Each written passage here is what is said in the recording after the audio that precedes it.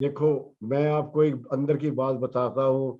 अगर लोगों ने रिजेक्ट किया तो ये पार्टी की भी बदनामी हो जाएगी, देश की भी बदनामी हो जाएगी कि ये रेसिस्ट दोस्त है। तो इसलिए प्रेशर उनके ऊपर भी है कि दे हैव टू प्रूव कि यहाँ race does not matter, calibre of the person matters. Rishi का कैलिबर इज अबव एल्स। तो मैं बड़ा ऑप्टिमिस्टिक हूँ, बड़ा उम्मीद उम्मीद रखता हूँ कि यहाँ के लोग जो भी करेंगे ठीक करेंगे, और किसी को रेस के माध्यम से डिसएडवांटेज नहीं करेंगे। कि बिकॉज जहाँ मैं पैदा हुआ मेरा उसके ऊपर कोई कंट्रोल नहीं था, लेकिन जो मैं काम कर रहा हूँ उसके ऊपर मेरा कंट्रोल है। मुझे 8 दफा क्वीन ने इनाम दिया है, ये किसी अंग्रेज के पास भी नहीं है, 8 दफा ऑनर।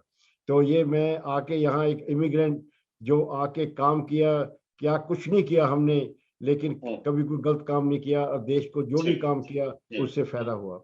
हम जब सर लगातार अगर हम इसको हम देखें तो हम जो पढ़ रहे थे और समझ रहे थे, उसमें एक सवाल ये भी उठ रहा था कि क्या ब्रिटेन के लोग एक ब्राउन प्राइम मिनिस्टर को एक्सेप्ट करेंगे, क्योंकि सवाल इसको भी लेकर हो रहा है, क्योंकि हमने पहले भी इस पर बात की।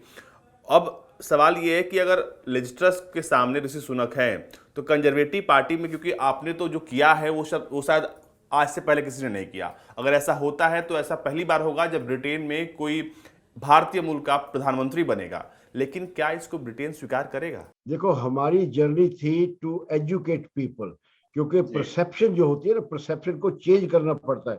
क्यों, हम तो इनकी कॉलोनी थे, तो उन्होंने हमें उस नजरअंदाज से देखते थे, लेकिन हमने जो फंक्शन किए, इवेंट्स किया, उनको बताया कि देखो we are just as good, हमारी वैल्यूज की है। हम, एक कहावत होती है, hidden talent is no talent. अगर आपके पास कोई टैलेंट है तो लोगों को बताना पड़ता है।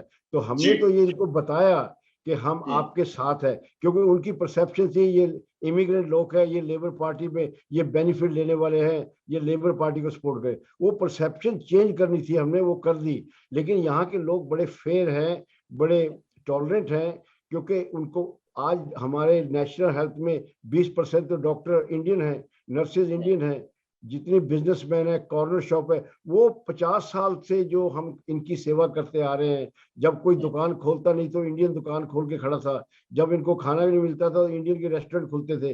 तो इंडियन लोगों ने इनको बहुत सेवा की है। और ये बच्चे यहाँ अभी देखो 50-60 साल से, हम 70 साल से यहाँ हैं, तो यहाँ उनको हमारे साथ काम करके देखा। इंडियंस आर बिग एम्प्लॉयर्स, वो अंग्रेजों को एम्प्लॉय भी देते हैं। हम हम 1.5 मिलियन है, लेकिन 5 मिलियन ब्रिटिश पीपल को हम एम्प्लॉय भी करते हैं, है जी। तो उन्होंने उन्होंने देखा, देखो मैं आपके सामने खड़ा हूँ, मैंने 5 क्वींस अवार्ड जीते हैं बिजनेस में, किसी के पास नहीं है वो। मैं भी इंडियन हूँ, तो मेरी तो रोज देखते हैं कि ये आदमी ने रिकॉर्ड तोड़ दिया। तो हमने बहुत बड़ा काम किया। सबसे जो रिच मैन है यूके में वो हिंदुजा ब्रदर्स हैं, है जी। उसके बाद लक्ष्मी मित्तल आता है। तो वो इंडियन वो नहीं है जो 1947 वाले इंडियन थे, दे वर जस्ट आफ्टर पार्टीशन और डिवीजन ऑफ इंडिया, आज़ादी के बाद एक दूसरे, हम स्ट्रगल कर रहे हैं। अभी तो देखो, मैंने आपको बोला था you can't keep good people down. जितना मर्जी हमारा, देखो पार्टीशन में रिफ्यूजी बन के पाकिस्तान से आया हूँ, बाप भी मेरा नहीं था, ना मेरे पास एलीट एजुकेशन थी, ना फैमिली वेल्थ, ना ओल्ड स्कूल बाय नेटवर्क, कुछ भी नहीं था। फिर मैं इमिग्रेट आके यहाँ इतना, क्योंकि हमारी वैल्यू जो है ना, भारत माँ ने जो हमें वैल्यू दे रखी है, वो हमें सबसे न्यारा बनाती है। क्योंकि हम पहले ही बचपन से ही अमीर होते हैं, हमें ऐसी शिक्षा मिल जाती है कि हम बचपन से ही आगे निकल सकते हैं, क्योंकि हमें कोई गलत चीज तो किसी ने सिखाई नहीं। हम जब when we are growing up, हमारे पड़ोसी मुझे लुक आफ्टर करते थे। जब मेरी माँ टीचर थी, मेरा वो बच्चे, मैं आ जाता स्कूल तो मैं अब उनके साथ, इतनी हमारी वैल्यू सिस्टम है कि एक पड़ोसी के बच्चे को भी अपने बच्चे की तरह प्यार रखना।